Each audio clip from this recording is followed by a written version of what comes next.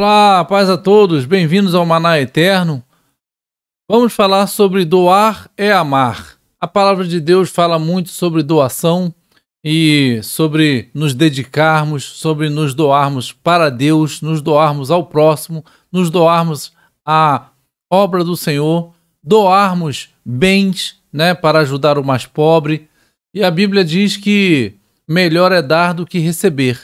Por que essa frase?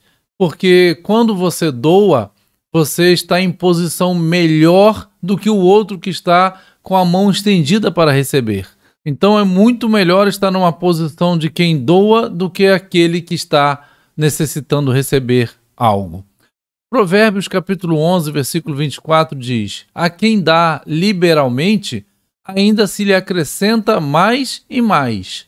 Provérbios 19, 17 diz: quem se compadece do pobre, ao Senhor empresta, e este lhe paga o seu benefício. Tem até um ditado popular, que quem dá ao pobre, empresta a Deus. E, como está escrito aqui, Deus não deve nada a ninguém. O generoso prosperará. Quem dá alívio aos outros, alívio receberá. Provérbios 11, 25. Quando fazemos pelo próximo, Deus faz por nós. Deus está muito interessado em como nós cuidamos uns dos outros aqui na Terra. Nós, às vezes, temos uma boa relação com Deus, mas não uma boa relação com o próximo, no sentido de cuidar dele, saber como ele está, dar alívio ao outro. E aqui diz que quem dá alívio ao outro recebe alívio do Senhor. Então é como um pai que tem 2 filhos, ele muito mais fica feliz com um filho que está cuidando do seu irmão do que uma relação dele consigo mesmo. É claro que a perfeição seja a relação com o pai e a boa relação com o seu irmão. É assim que Deus deseja que nós sejamos, que tenhamos uma boa relação com ele e assim teremos uma boa relação com o próximo. Provérbios 3, 27. Não deixes de fazer bem a quem o merece, estando em tuas mãos a capacidade de fazê-lo.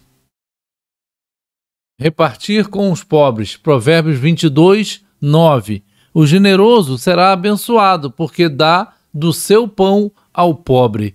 Veja que é o contrário do que o mundo ensina, O mundo está sempre mandando nós guardarmos, não dá nada para ninguém, e agora está dizendo, não, ele vai beber, não ajude ninguém na rua que ele vai usar para a droga, não faz isso, não faz aquilo outro, ou seja, sempre impedindo de fazer o bem, e a palavra está sempre nos incentivando, porque o que o outro vai fazer com aquilo que nós doamos para ele, não é mais problema nosso. Claro que sempre temos que usar a sabedoria para que não incentivemos o vício do outro, Por isso, às vezes é melhor dar o alimento do que dinheiro, porque assim nós podemos evitar que a pessoa vá usar para outras coisas ruins para si mesmo e ao mesmo tempo o ajudamos com o alimento. Quem dá aos pobres não passará necessidade, mas quem fecha os olhos para não vê-lo sofrerá muitas maldições. Provérbios 28, 27. É a palavra de Deus, que está colocando essa informação para nós. Nós não temos do que escapar. Deus está nos vendo. Ali uma notícia, missionários evangélicos encontram um terreno fértil em cidades destruídas pela guerra na Ucrânia. Ensinamento bíblico versus teologia humana. Aqui Lucas 3,11 diz: quem tiver 2 túnicas, dê uma a quem não tem, e quem tiver comida, faça o mesmo. Agora aqui a teologia da prosperidade. Eu antes tinha 1 carro, conheci Jesus, agora tenho 2. Ele me ensinou a conquistar. Agora aqui o evangelho de Jesus. Eu antes tinha 2 pães, conheci Jesus, agora tenho 1. Ele me ensinou a repartir. Então veja que a mentalidade, o entendimento é outro. É fazer pelo próximo e não sempre estar olhando para o seu próprio umbigo. Faça primeiro. Assim, em tudo façam aos outros o que vocês querem que eles lhes façam, pois esta é a lei e os profetas. Mateus 7, 12. Às vezes nós esperamos, né, que o outro faça primeiro por nós para que a gente possa mudar. Isso também às vezes acontece no casamento, né? A gente fica esperando que o cônjuge mude. Na verdade, nós temos que fazer a nossa parte primeiro. E aí, a nossa parte sendo feita, a mudança vai acontecer automaticamente, porque nós não conseguimos mudar o outro, né? No máximo que a gente consegue é mudar a nós mesmos, com a ajuda do Espírito Santo. Dê a todo aquele que pedir, e se alguém tirar o que pertence a você, não lhe exija que o devolva. Lucas 6, 30. Veja aqui, né, uma figura como se fosse o diabo ali, né, evitando que o homem olhe para o necessitado ao seu lado. E aí ele vira o rosto. E às vezes temos passado por essa situação, temos agido dessa forma, né? Quando vemos uma necessidade, olhamos para o outro lado e vamos embora. Mas a palavra de Deus nos ensina que devemos estar sempre olhando para o necessitado e cuidando dele naquilo que podemos. Lucas 6,38. Dai e dar-se-vos-á. Boa medida, recalcada, sacudida, transbordante, generosamente vos darão. Porque com a medida com que tiverdes medido, vos medirão também. Parece, né, quando aquele pipoqueiro vai colocar pipoca, que ele dá uma batida no saquinho de pipoca para colocar, para caber mais, e vai colocando e ela vai se ajeitando e vai cabendo mais até ser uma medida transbordante. Assim é o que Deus espera que nós sejamos. E tal como nós somos com o próximo, assim é Deus conosco. Palavras do Senhor Jesus Cristo. Mais bem-aventurado é dar que receber. Atos 20, 35. Justamente por conta daquela informação que passamos logo no começo desse vídeo, que quando você doa, quando você dar algo a alguém, você está em posição melhor, em condições melhor. Deus te deu mais para que você pudesse repartir com seu irmão. Triste é estar na posição em que você necessita estender a sua mão para que alguém lhe dê algo. Então, aproveite a oportunidade que Deus tem te dado, uma boa condições de viver nesse mundo, não é só para si, mas sim também para usar disso para abençoar o próximo. 1 Crônicas 29, 9 diz: o povo alegrou-se diante da atitude de seus líderes, pois fizeram essas ofertas voluntariamente e de coração íntegro ao Senhor, e o rei Davi também encheu-se de alegria. Então, os líderes devem dar exemplo, né? Não só pedir ao povo, vem, traga, vem, dê o seu melhor. Não, tem que partir também do líder essa atitude. Né? Como diz aqui, o povo alegrou-se diante da atitude de seus líderes. Uma atitude fala mais do que 1000 palavras. Aí diz aqui abaixo, né, nos dias da teologia de prosperidade, Geazi, servo do profeta Eliseu, é quem seria o profeta. Porque o profeta Eliseu não quis receber nada, mas o seu moço, o seu servo, foi lá e mentiu para receber os benefícios do grande general Naamã. Ele foi lá e disse que o seu senhor, o profeta Eliseu, havia voltado atrás na sua palavra e que queria um presente. E aí Naamã deu o presente para ele, mas quando ele chegou, Deus havia revelado ao profeta o que ele havia feito.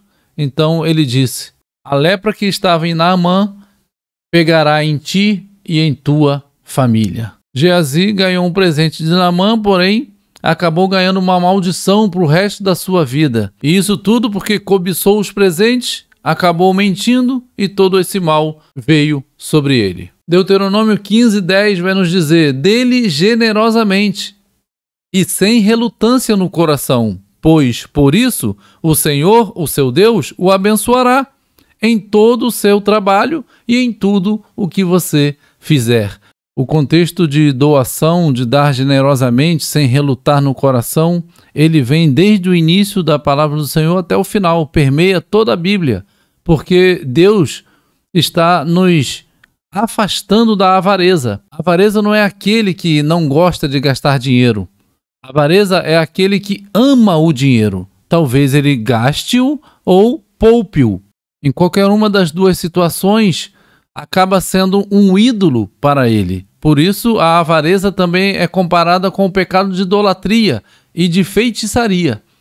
Então, Deus quer nos afastar de Mamon, que tenhamos somente um Deus, a Ele, o nosso Senhor Jesus Cristo. Por isso, Deus nos incentiva a doar com alegria, sem peso no coração, sem relutância, né? Não nos apegarmos ao dinheiro. Sempre haverá pobres na terra, portanto, eu ordeno a você que abra o coração para o seu irmão israelita, tanto para o pobre como para o necessitado de sua terra. Deuteronômio 15, 11. Aí aqui tem um dizer, né? Uma igreja afastada do pobre é uma igreja de costas para Deus. É uma verdade, né?